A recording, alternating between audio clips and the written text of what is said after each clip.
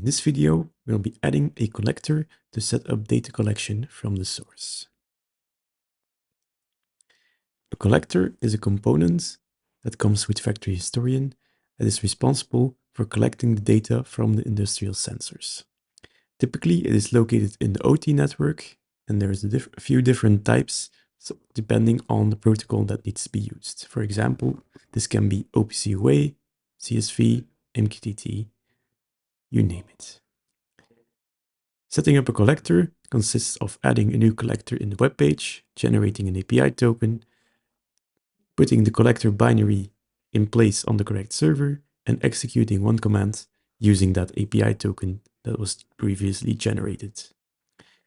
Once the collector is installed, we can start it. The status will change from initial to active, and any problems connecting to the data source will be indicated in the logs. The collector settings will all be located in the collectors tab here.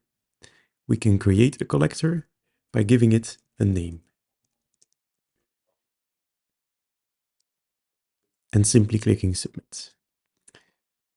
Once that's done, we need to generate a token, copy it to clipboard, and then switch to the system where the collector will be installed. I've already downloaded the binary here, so all we need to do is execute the command to install the collector. You can find this command in the documentation if you don't know it yet. After execution, the collector is now running, and we can switch back to the historian where the rest of the configuration will take place. Once the collector connects to the historian, the settings will become available, and we can edit them to fill in the necessary details.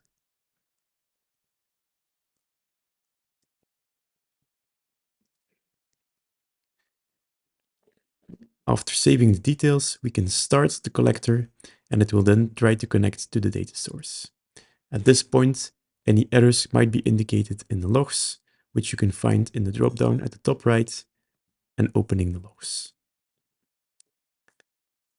After any initial problems have been resolved, the data collector will be ready for data collection and configuring measurements.